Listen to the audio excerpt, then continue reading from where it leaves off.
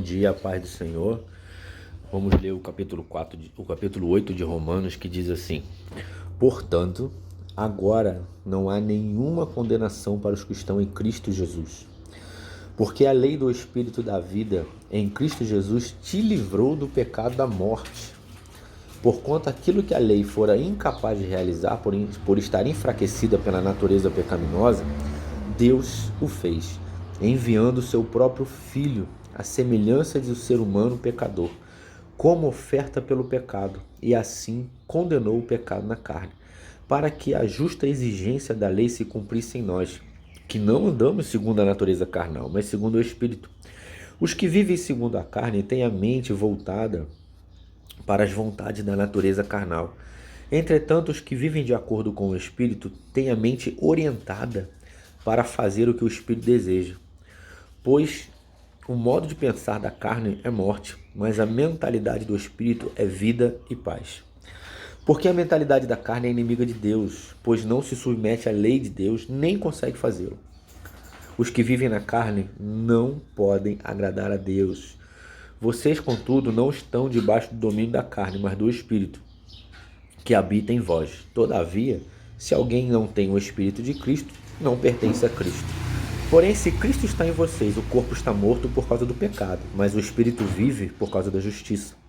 E se o Espírito daquele que ressuscitou dos mortos a Jesus habita em vocês, aquele que ressuscitou dos mortos a Cristo Jesus igualmente vos dará vida a seus corpos mortais por intermédio do seu Espírito que habita em vós. Portanto, irmãos, estamos em dívida, não para com a natureza carnal, mas para andarmos submissos a ela. Porque, se viverdes de acordo com a carne, certamente morrerão. No entanto, se pelo Espírito fizerdes morrer os atos do corpo, da carne, vivereis. Porquanto todos os que são guiados pelo Espírito de Deus são filhos de Deus. Pois vocês não receberam um espírito que escraviza vocês para andar, mais uma vez, atemorizados, mas vocês receberam o Espírito que os adota como filhos, por intermédio do qual podemos clamar: Abba, Pai. O próprio Espírito testemunha ao nosso espírito que somos filhos de Deus. Se somos filhos, então também somos herdeiros, herdeiros de Deus e co-herdeiros com Cristo, se realmente participamos dos seus sofrimentos, para que, da mesma maneira, participemos da sua glória. Eu estou absolutamente convencido de que os sofrimentos do presente não são comparados com a glória que há de ser revelada. A própria natureza criada aguarda com vívido anseio o que os filhos de Deus desejam sejam revelados, porque a criação foi submetida à inutilidade, não por sua livre escolha, mas por causa da vontade daquele que a sujeitou, na esperança de que também a própria natureza criada será libertada do cativeiro da degeneração que se encontra, recebendo a gloriosa liberdade outorgada aos filhos de Deus. Você vê que desde aquela época, Deus já vê o que o homem faz com a natureza. E aqui diz que a natureza, a própria natureza criada, vai ser libertada da mão da maldade do homem. A gente sabe que até hoje toda a criação geme e padece, como com dores de parto.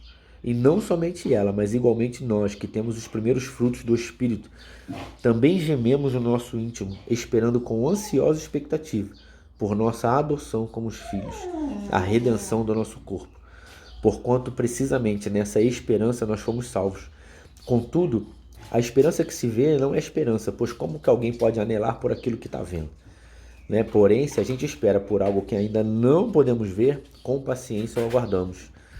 Do mesmo modo que o Espírito nos auxilia em nossa fraqueza, porque a gente não sabe orar.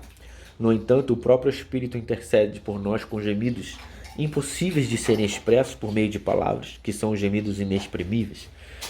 E aquele que sonda os corações conhece perfeitamente qual é a intenção do Espírito, porquanto o Espírito suplica pelos santos em conformidade com a vontade de Deus. Amém.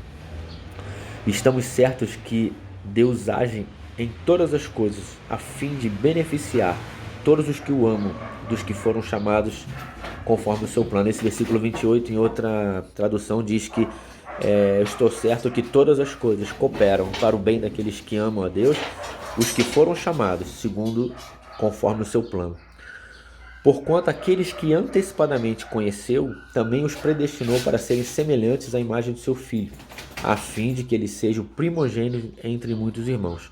E aos que predestinou, a estes também chamou, e os que chamou, a estes igualmente justificou, e aos que justificou, estes também glorificou.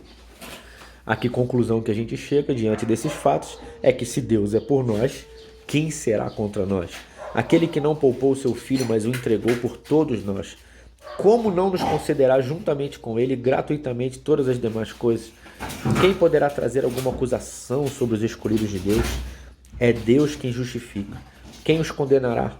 Foi Cristo Jesus que morreu, e mais, ele ressuscitou dentre os mortos, está à direita de Deus e também intercede a nosso favor. Quem nos separará do amor de Cristo? Será tribulação, ansiedade, perseguição, fome, nudez, perigo ou a espada? Como que está escrito: por amor de ti somos entregues à morte todos os dias. Fomos considerados como ovelhas para o matadouro. Contudo, em todas as coisas somos mais do que vencedores por meio daquele que nos amou. Portanto, eu estou seguro que nem a morte, nem a vida, nem anjos, nem demônios, nem o presente, nem o futuro, nem quaisquer poderes, nem a altura, nem a profundidade, nem qualquer outra criatura poderá nos afastar do amor de Deus que está em Cristo Jesus, nosso Senhor. Amém. Glória a Deus.